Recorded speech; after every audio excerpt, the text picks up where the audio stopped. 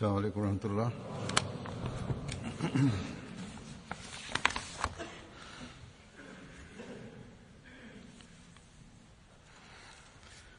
أشهد أن لا إله إلا الله وحده لا شريك له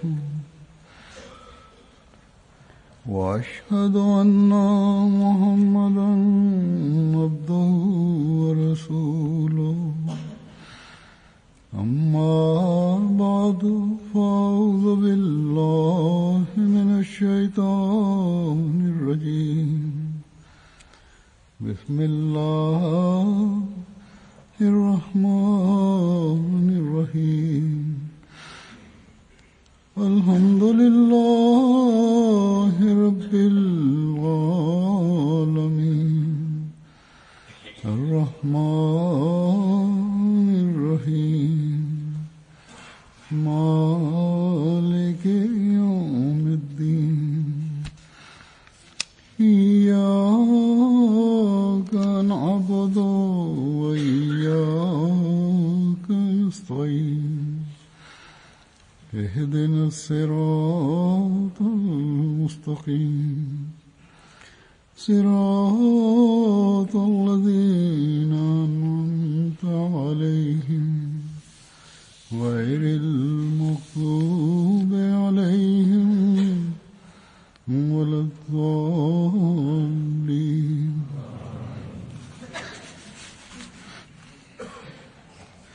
يا أيها الذين آمنوا اتقوا الله ولتنظر نفس ما قدمت لغد واتقوا الله إن الله خبير بما تعملون ولا تكونوا كالذين نسوا الله فأنساهم أنفسهم أولئك هم الفاسقون.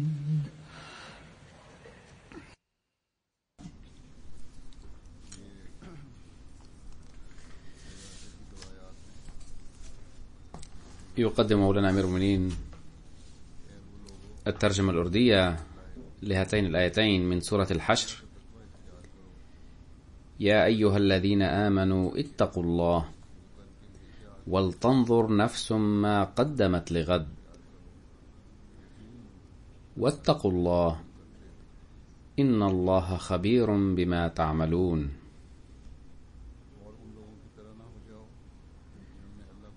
ولا تكونوا كالذين نسوا الله فأنساهم أنفسهم أولئك هم الفاسقون. من الملاحظ عادة أن أصل كل سيئة وذنب هو عدم بذل المساعي لاجتناب هذه السيئات والذنوب باعتبارها بسيطة هينة أو عدم الالتفات إليها، لكن عدم الحذر هذا نفسه يقود الإنسان إلى ارتكاب الكبائر، لأنه تدريجيا ينسى الحسنات وينسى معايير الحسنات التي يجب على المؤمن إحرازها، وتقل عنده خشية الله ويبتعد عن التقوى، ولا يبقى عنده الإيمان الكامل بالحياة بعد الموت أيضا. وبتعبير آخر يبتعد مدعي الإيمان عمليا عن شروط الإيمان.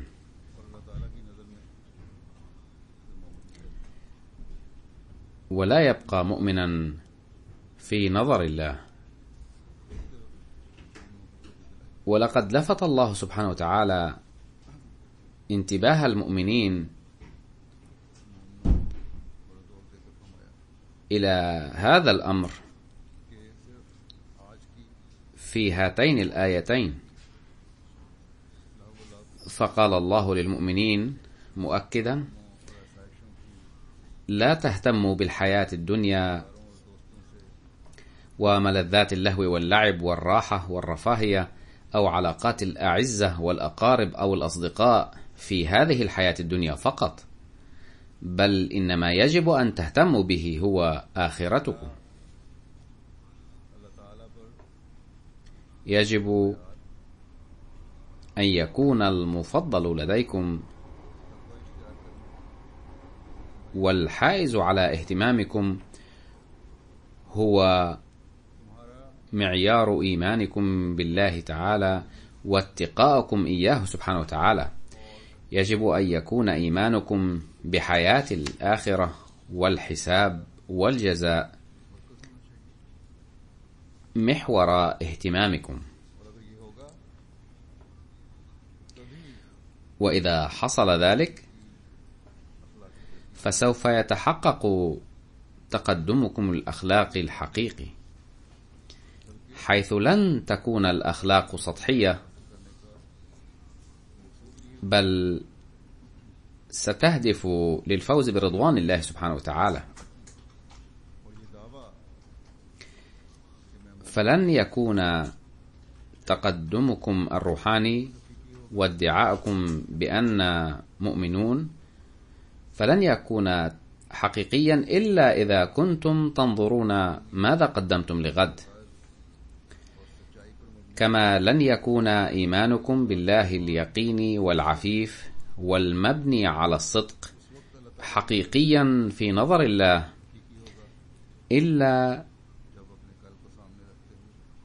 إلا إذا سعيتم لنيل رضوان الله تعالى ناظرين إلى آخرتكم وسعيتم للعمل بأوامره. يقول سيدنا المسيح الموعود عليه الصلاة والسلام في هذا الخصوص،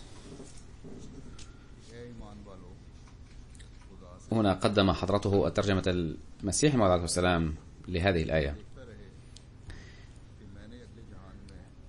أيها المؤمنون خافوا الله على الدوام، ولينظر كل واحد منكم بانتظام ما الذي قدم للحياة الآخرة، واخشوا الإله الخبير العليم الذي ينظر إلى أعمالكم، أي هو مطلع جيدا على أعمالكم وفاحصها، لذا لن يتقبل أبدا الزائفة منها، الأعمال الزائفة. فكل واحد منا بحاجة ماسة إلى إدراك أمر الله هذا باهتمام وتدبر، بحيث ننظر إلى أعمالنا متحلين بتقوى الله، ونهتم بأمور تحسن مستقبلنا. إن الله تعالى الذي ينظر إلى أعماق قلوبنا وهو عليم بنا تمام العلم، لا يمكن أن يخدع بأمور سطحية فقط، بل إنه كما قال المسيح الموعود عليه السلام: يميز الزائف من الصحيح. فلن يتقبل أعمالا مزورة أبدا. فيجب على كل مؤمن أن يهتم بمستقبله حيث يواجه الحساب على الأعمال، إذ يجب أن لا نعد هذه الدنيا وحدها كل شيء، بل يجب السير على درب التقوى لنيل النجاحات الحقيقية. يقول سيدنا الخليفة الأول للمسيح الموعود عليه السلام: لقد أخبرنا الله عن السر لإحراز النجاح في الدنيا والعقبة، وهو أنه يجب على الإنسان أن يهتم بالآخرة في هذه الدنيا، وبذلك تتحسن دنياه وعقباه كلتاهما. ثم قال حضرته: لا ينجح الإنسان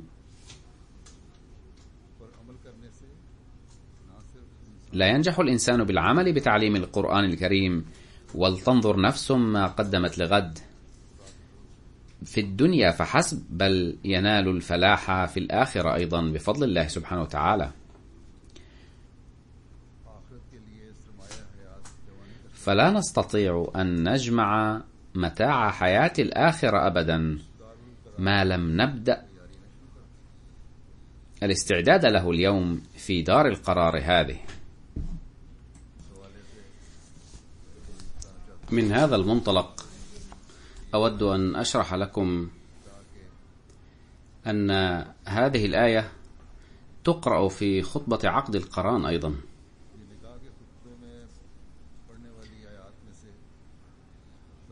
وهي الأخيرة من الآيات التي تقرأ في خطبة عقد القران.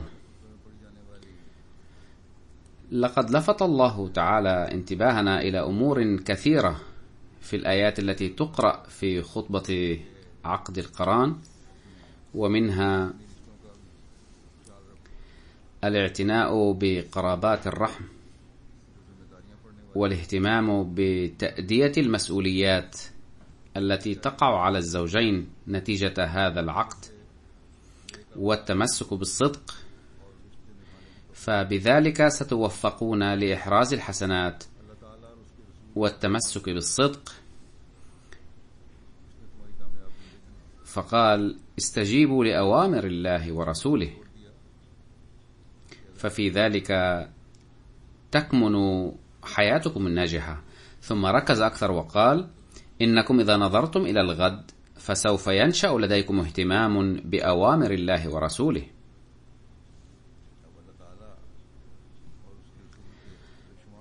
لقد أصدر الله سبحانه وتعالى ورسوله أوامر لا حصر لها تؤدي دورا كبيرا في تحسن الحياة العائلية. فإذا تدبر الإنسان فسوف يجد أن فائدته تصيبه هو نفسه، لأنه كما قال الخليفة الأول: تتحسن بها دنيا الإنسان وعقباه، وسوف تصبح الحياة الأسرية في هذه الحياة الدنيا مشهدا للجنة، كما ينال الإنسان بالعمل بأوامر الله تعالى الإنعامات الإلهية في الآخرة أيضا. ثم لا يتوقف الأمر عند ذات الإنسان فقط، بل سوف يوفق الذرية أيضا للسير على درب الحسنات. وبتعبير آخر، لن يحسن المؤمن مستقبله الشخصي فقط، بل سوف يهيئ ضمانا لتحسن مستقبل الأجيال القادمة أيضا، بحيث تسير الأجيال القادمة أيضا على درب الحسنات عادة. فإذا كان الزوجان أو العائلات التي تدمر حياتها الأسرية لأتفه الأمور بدأت تتدبر أوامر الله والعمل بها، فلن يضمنوا سكينة بيوتهم شخصيا فحسب، بل سوف يوفقون لتربية أولادهم تربية حسنة وقيادتهم إلى السير على دروب التقوى أيضا، ومن ثم يحسنون حياتهم. وليس ذلك فحسب، بل سوف ينالون إنعامات الله تعالى أيضا في الدنيا والآخرة. فالبيوت التي يدمر أهلها حياتهم الأسرية لأتفه الأمور من أجل الدنيا فقط، يجب أن يفكروا ويتدبروا، إذ ليست الأجيال القادمة ذريتكم فقط، بل هي ثروة الجماعة والقوم أيضا.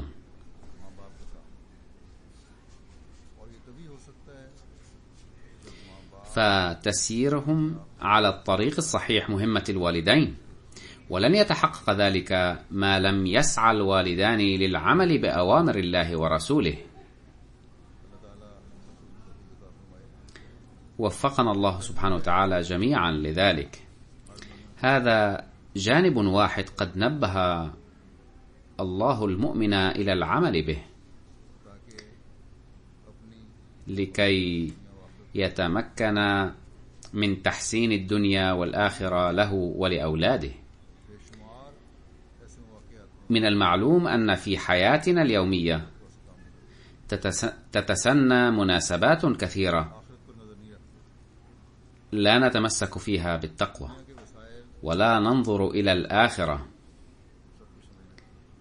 ونعد وسائل هذه الدنيا وحاجاتها هي كل شيء، ونؤثر وسائل هذه الدنيا على السند الإلهي دون أن نشعر، ثم ندمر مستقبل هذه الدنيا بسبب ضعفنا وتقصيراتنا وكسلنا، بحيث ندمر المستقبل في هذه الحياة الدنيا والحياة الآخرة أيضا، ولا نفكر أن سلوكنا هذا كم يمكن أن يؤدي إلى نتائج وخيمة.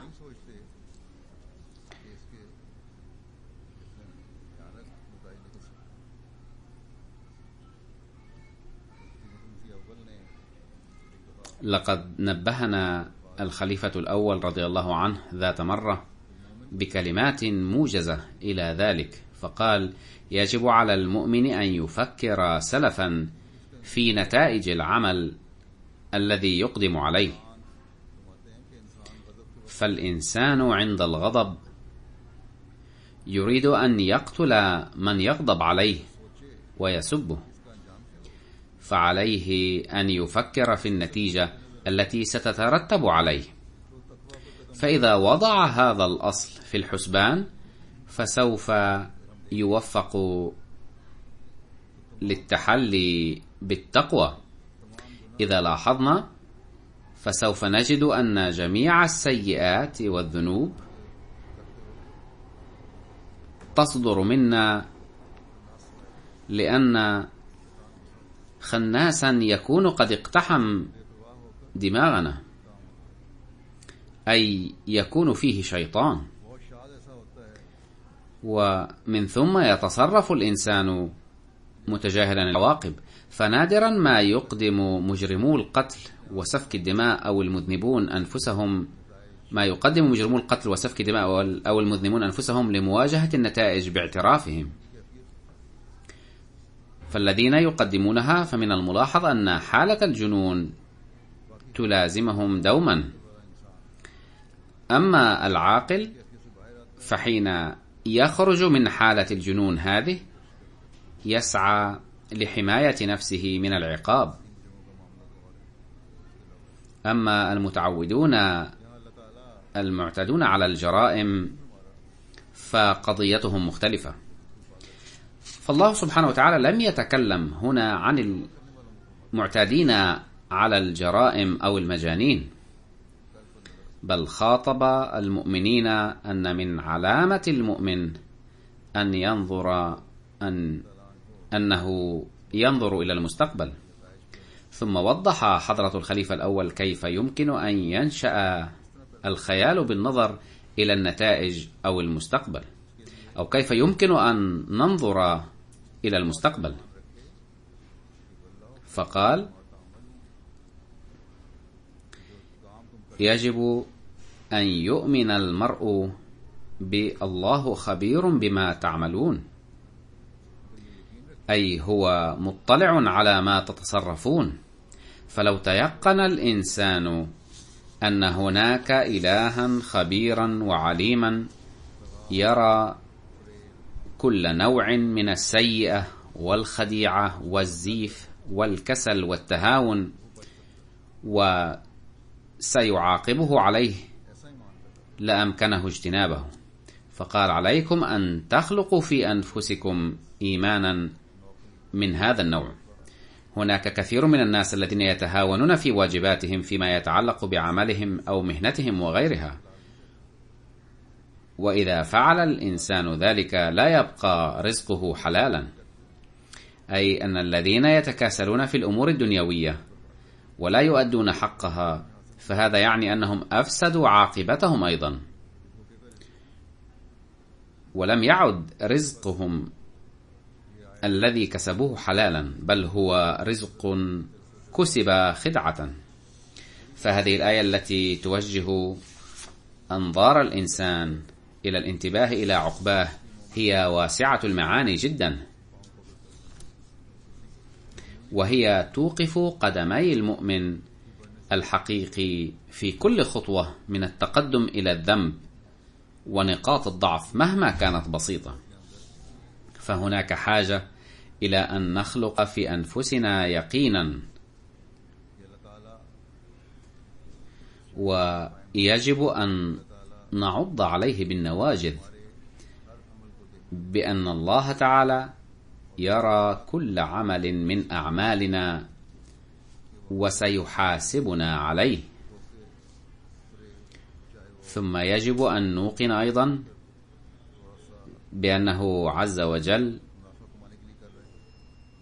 لا يحب أي خديعة يمكن أن يقوم بها أحد، وإن حسبها بسيطة أو كانت لكسب منفعة ضئيلة، أو إذا تهاون في الأعمال المفوضة إليه، أو لم ينجز أعماله قصدا بحسب الوعد، واضعا في الحسبان لعله يستفيد أكثر بالضغط على صاحب العمل.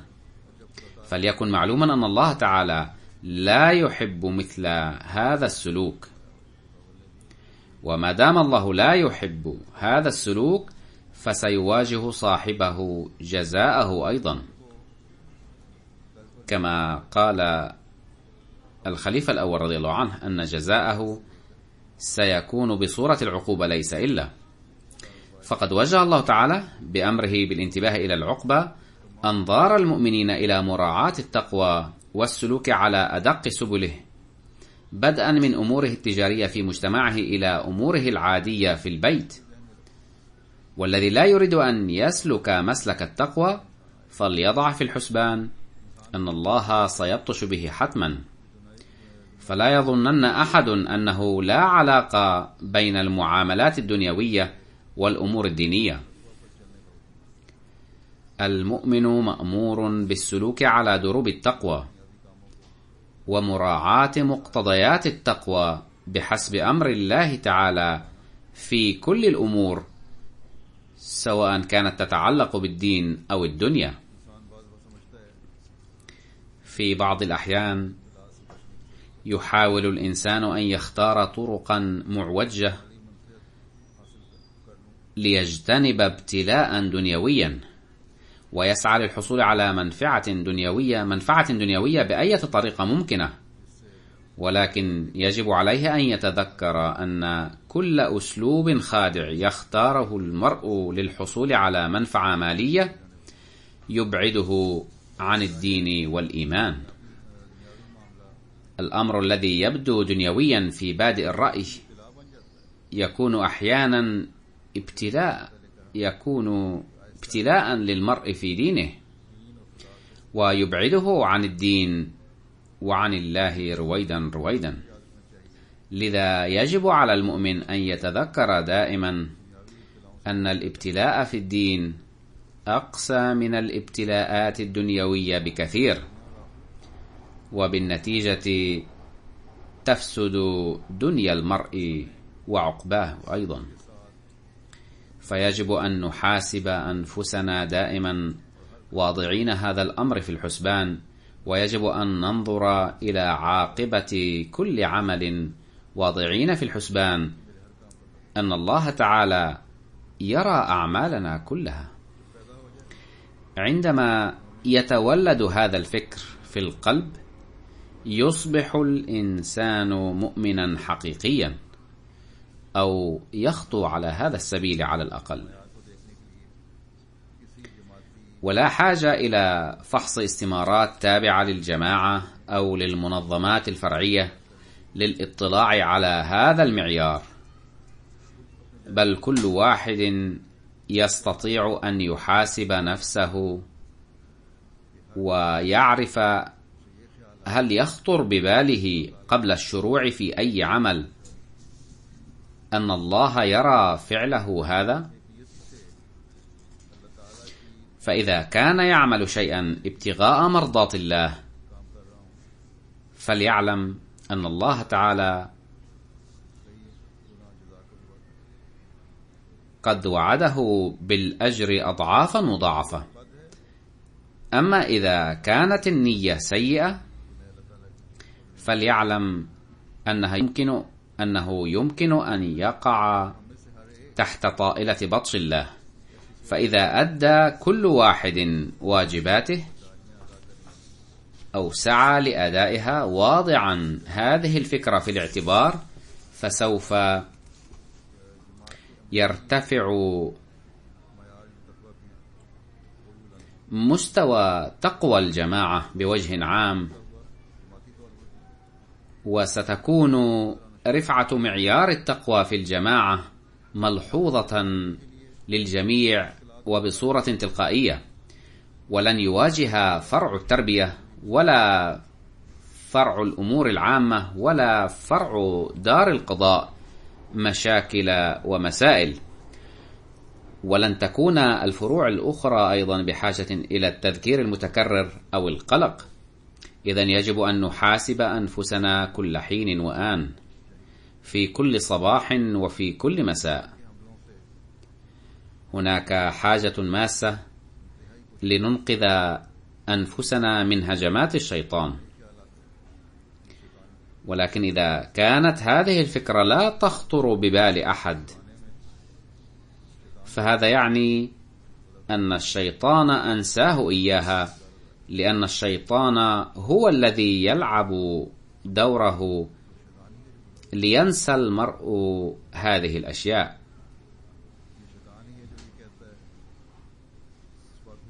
أو لينسي المرء هذه الأشياء، وإذا نسي المرء ربه فالشيطان هو الذي ينسيه، وإذا نسي الإنسان عقباه فالشيطان هو الذي أنساه ذلك، والشيطان هو الذي يغوي الإنسان ويقول له بأن الله لا يراه.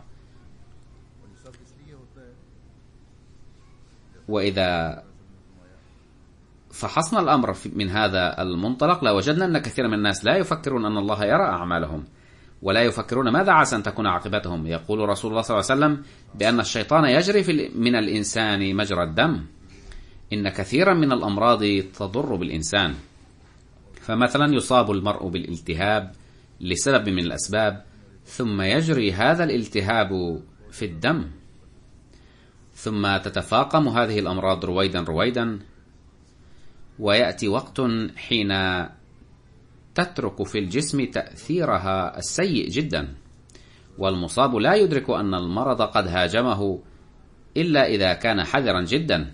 ولكن إذا تهاون أحد قليلا ثم زار الطبيب، ففي بعض الأحيان لا يعلم الطبيب أيضا أن المرض كامن في المريض ويجري فيه مجرى الدم. تتفشى أحيانا هذه الأمراض كما قلت بسبب الجراثيم المنتشرة في الجو، ثم تنتقل إلى الآخرين. نرى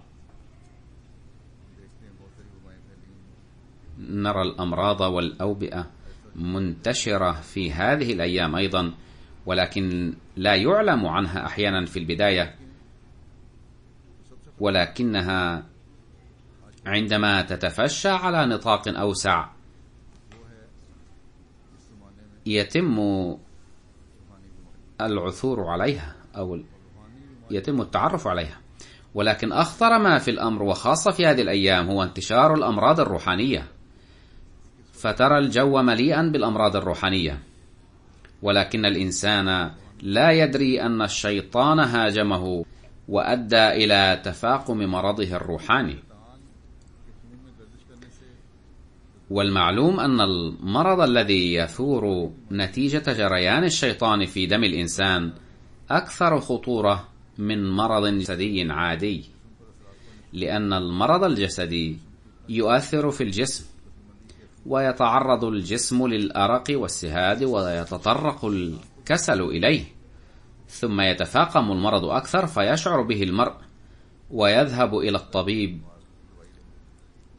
طلبا للعلاج. ولكن المرض الروحاني يكون أخطر، من حيث أنه كلما ابتعد الإنسان من الله هاجمه الشيطان فورا، ولكن المصاب به لا يشعر أنه مريض، بل يزعم أنه سليم معافى، ولكن أصدقاؤه ومواسوه يشعرون أنه مريض ويشرحون له الموضوع.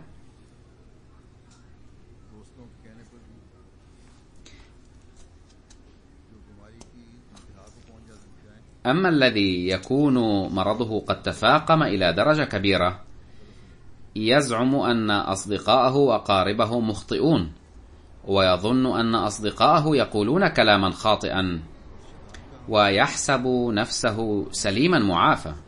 إذن إن هجوم الشيطان أو هجوم المرض الروحاني أخطر بكثير من المرض الجسدي، لأن الإنسان في كثير من الأحيان لا يرضى بعلاجه، لدرجة أنه إذا وجه الآخرون أيضا أنظاره إلى العلاج لا يكاد ينتبه إليه.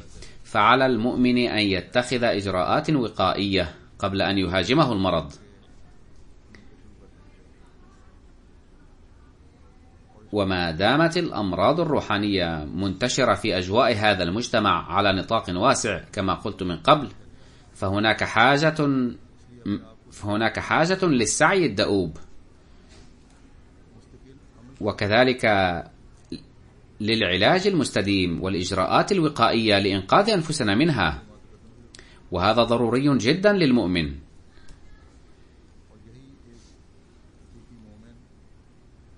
لذا عليه أن يستمر في هذا العمل دائما. يجب أن تتذكروا أن المؤمن الحقيقي لا يخلو من خشية الله أبدا، ولا يجوز له أن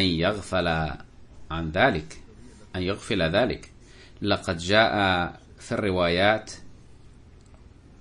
عن النبي صلى الله عليه وسلم أنه كلما استيقظ ليلا دعا الله.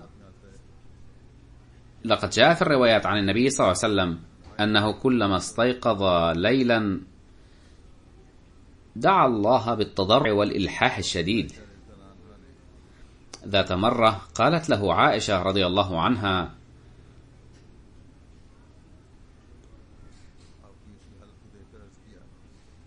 بالنظر إلى حالته ما مفاده؟ لماذا ترهق نفسك إلى هذا الحد؟ ولماذا كل هذا الخشوع والخضوع في الدعاء وقد غفر لك الله كل شيء؟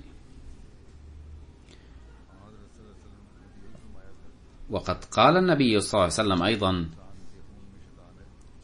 بأن الشيطان يجري من الإنسان مجرى الدم، وقال أيضا بأن شيطانه قد أسلم، أي لم يكن هناك احتمال أن يهاجمه أي مرض روحاني. مع ذلك قال صلى الله عليه وسلم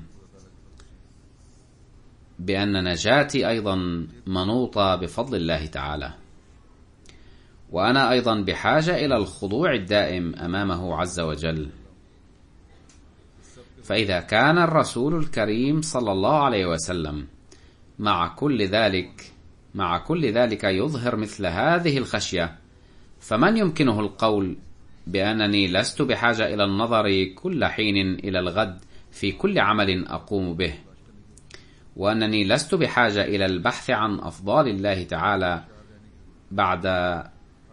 بعد القيام بهذه الأعمال، فهناك حاجة ماسة للتيقظ كل حين واختبار الأعمال واستعراض الأحوال مع الالتزام الدائم بالتقوى. وهناك حاجة لطلب الرحمة من الله تعالى دوما والاهتمام بطرق إنقاذ الإيمان. لقد وجه الله تعالى في الآية التالية التي تلوتها إلى أنه ينبغي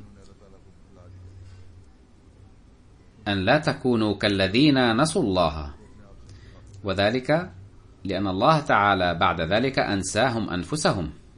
ولقد ضربت مثالا أن المريض بمرض روحاني لا يعد نفسه مريضا، وإذا حاول بعض المواسين له أن يعالجوا مرضه فإنه يحسبهم من المرضى والمجانين، فإن المرض الروحاني يغفل الإنسان عن استعراض حالة نفسه، ثم لا تسفر هذه الحالة إلا عن الدمار. ينبغي أن تتذكروا أن الإنسان ينسى الله تعالى عموما بطرق ثلاث، أو بتعبير آخر هناك أنواع ثلاثة من الناس في العالم الذين يبتعدون عن الله.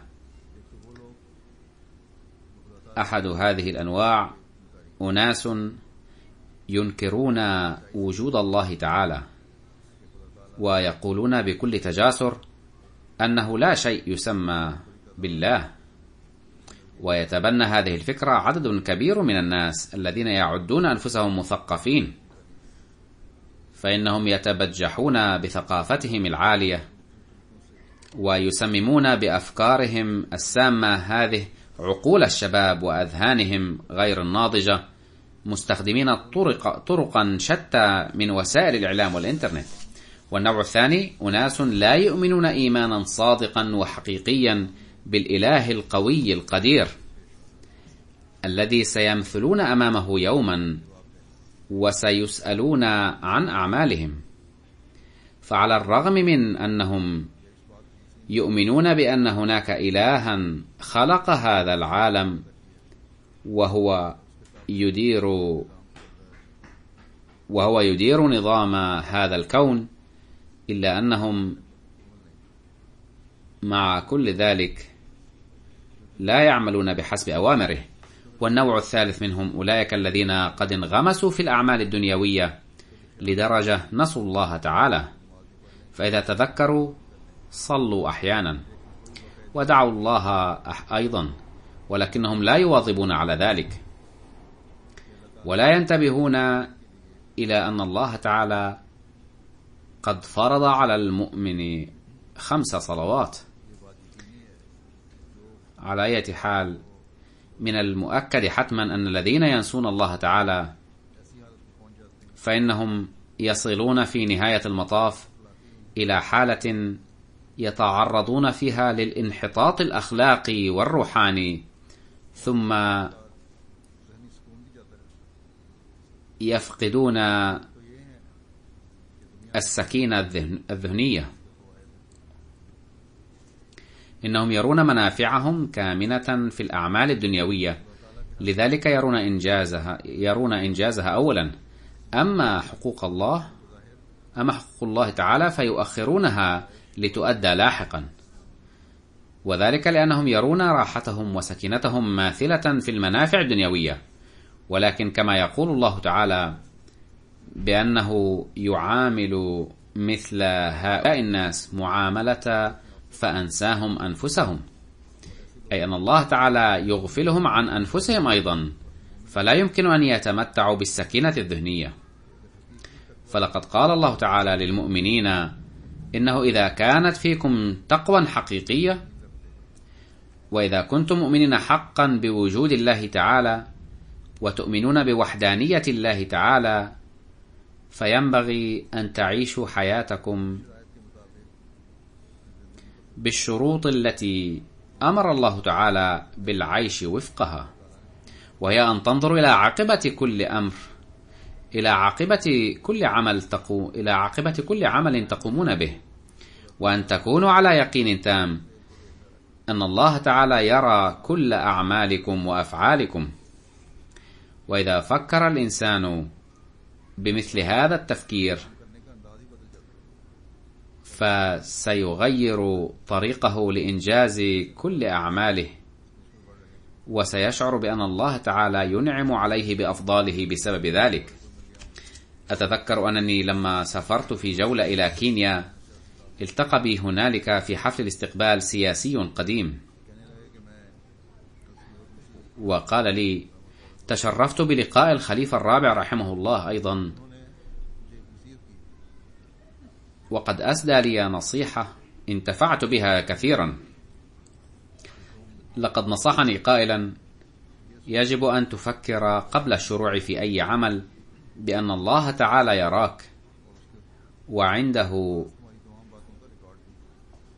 سجل كامل لجميع أعمالك. لا أتذكر إذا كان هذا السياسي مسلما أم مسيحيا، بل لعله كان مسيحيا. فإذا كان هو ينتفع بمثل هذه النصيحة، فإلى أي مدى سينتفع المؤمن الحقيقي الذي أكد له الله تعالى بوجه خاص أن يعمل بهذه الأمور، بأن ينظر إلى عاقبة أعماله دوما، ويتذكر أن الله العليم القدير يرى جميع أعماله وأفعاله. ولأجل ذلك ينبغي أن يقوم بكل عمل من أجل نيل رضا الله تعالى. إن لم تفكروا بمثل هذا التفكير ونسيتم الله تعالى، فيقول الله تعالى بأنكم ستعدون من الفاسقين. بوصفه تعالى هؤلاء بالفاسقين وضح على من يدعون الإيمان أنهم إذا كانوا لا يسلكون سبل التقوى، وإذا كانوا لا يهتمون بغدهم ولا يلتزمون بأوامر الله تعالى، فسيعدون من الفاسقين. والفساق هم الذين يتعدون حدود الله تعالى وينغمسون في الذنوب ويخرجون من الطاعة ويبتعدون عن الصدق. فإن لم نحاسب أنفسنا ولا نختبر أعمالنا على محك وضعه الله تعالى لنا، فحالتنا هذه منذرة جدا. يقول الخليفة الأول رضي الله عنه موضحا هذا الأمر: لا تكونوا كالذين قال الله تعالى عنهم: نسوا الله فأنساهم أنفسهم أولئك هم الفاسقون. أي لا تكونوا كالذين تركوا هذا الإله القدوس الذي هو مصدر الرحمة والقدسية، ويريدون أن يحققوا نجاحات من خلال شرورهم ومكايدهم وأعمال لا يحمد عقباها، ومن خلال أنواع الحيل والمكر كالثعالب. لقد ورد هنا أنهم يحتلون ويمكرون كالثعلب، وهذا تعبير أردي، إذ يقال للماكر أنه يمكر كالثعلب. ثم يقول حضرته رضي الله عنه: يتعرض الإنسان للمشاكل ويحتاج إلى أمور كثيرة، بحيث يحتاج للأكل والشرب، ثم إذا كان له أصدقاء فله أعداء أيضا. ولكن التقي في هذه الظروف يراعي ألا يسيء إلى علاقته مع الله تعالى، أي أنه يتذكر الله تعالى دوما ويؤثره على أصدقائه وعلى كل الأمور النافعة له. ثم قال حضرته: إذا كان الإنسان يعتمد على صديقه فمن الممكن أن يغادر صديقه هذا العالم قبل حلول المصيبة عليه هو، أو يتعرض صديقه لمشاكل بحيث لا يجديه نفعا ولا يستطيع مساعدته. وإذا كان يعتمد على الحاكم فمن الممكن أن يتغير الحاكم فلا يتمكن من تحقيق المنفعة المرجوة منه. ثم إذا كان يعتمد على الأحباب والأقارب ويتوقع أنهم يساعدونه عند تعرضه لمشكلة أو أذى، فمن الممكن أن يبعدهم الله تعالى وقت الحاجة بحيث لا يسعهم مساعدته شيئا، وعليه فينبغي ألا يقع الإنسان صلته مع الله تعالى.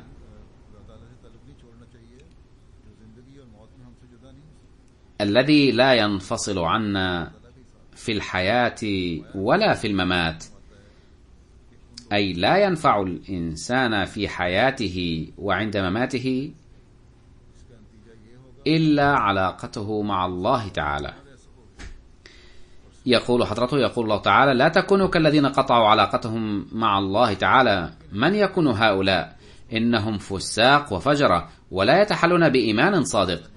لا يقتصر الأمر على أنهم ضعفاء الإيمان بالله، بل لا يتحلون بخلق الشفقة على خلق الله أيضا، أي لا يشفقون على خلق الله، وهذا يعني أنهم لا يؤدون حقوق الله ولا حقوق العباد.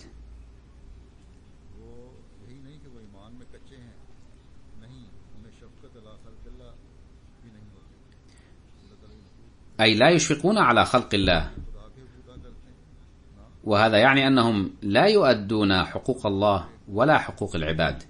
فعلى كل واحد منا أن يسعى لجعل أعماله كلها وفق أوامر الله تعالى، وأن ينظر إلى غده بدلا من أن يتطلع إلى تحقيق منافعه المؤقتة. وفقنا الله تعالى لذلك، آمين.